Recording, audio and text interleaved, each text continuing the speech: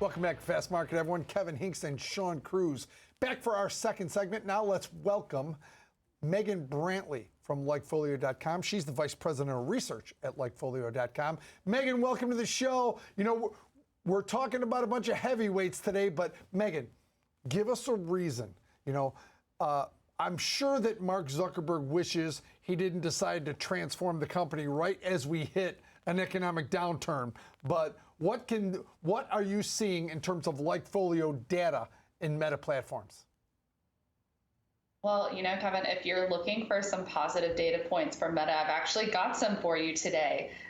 This is one of the companies that has been really hit hard, especially from just a consumer perspective in terms of overall happiness levels. There have been, you know, instances of distrust and just overall likability concerns about Facebook specifically as a platform, but we're starting to see some resolution here, at least in the eyes of consumers. One of the key metrics that we like to look at whenever we're looking at Meta is user happiness. So this consumer happiness levels, they dipped pretty low through the end of last year. You can see that purple line, you know, mentions kind of dipping down as Meta or Facebook went through this major rebrand and really tried to clean its slate and reinvent itself. And we're starting to see signs that maybe this is working, that maybe they're starting to get their groove back a bit. Those consumer happiness mentions have nearly recovered to levels that where they traditionally stood before. I think up technically 6 points versus that low point, that low trough that you saw at the end of last year. So,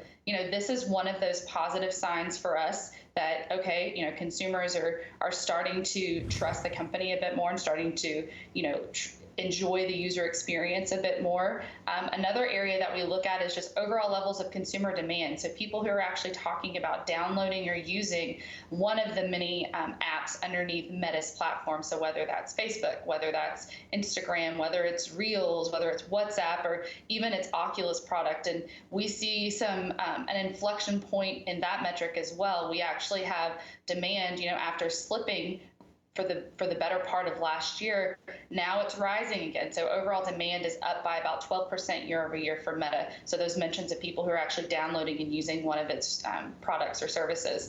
And really this chart here, shows really what's driving a lot of that growth, and that's its Instagram platform. Whenever we compare all of the different brands, at least from our perspective, you know, Instagram, the overall mentions of downloading and using Instagram are up by about 28% year over year. In contrast, Facebook, its namesake app, is down by about 8%.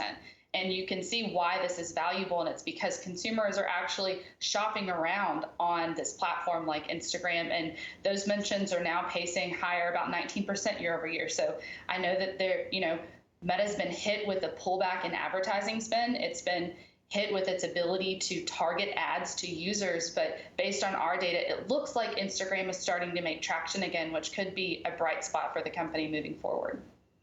And Megan, how do they stack up against some of their competitors out there? Because one thing with the lower marketing spend, maybe isn't that no one's spending anywhere, but they're going to start picking and choosing. We're not going to just sort of, you know, pepper the field with advertising dollars.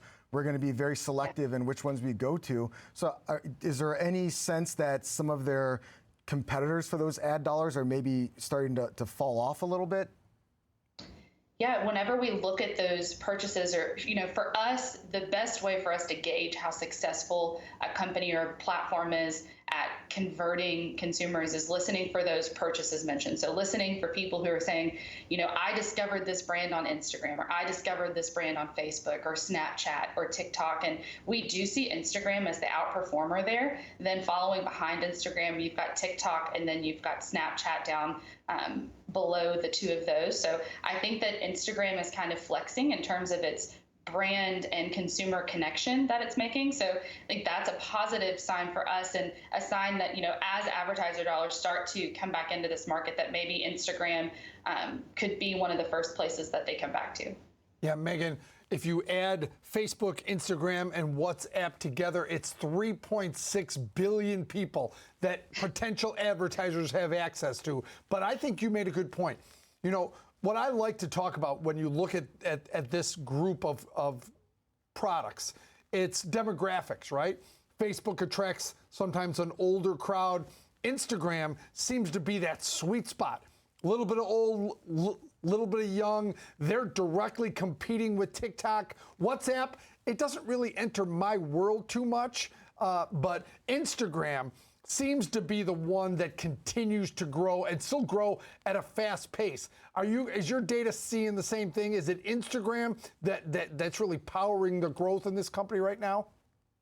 Yeah, especially from an overall volume perspective, Instagram gets a significant amount of chatter. And one of the things that Instagram is doing well, too, is kind of that cloning of TikTok, if you will, because we do see rapid growth in TikTok. We're still seeing rapid growth in usage of TikTok mentions. But now when you look at Reels mentions, which Reels is kind of incorporated within Instagram, it's also incorporated within Facebook, but we see it mostly associated with Instagram. And those mentions have grown by about 45% year over year. So I think that this shows that Instagram is really powering the majority of Meta's overall growth, at least from our data's perspective. However, WhatsApp is actually trending really well too.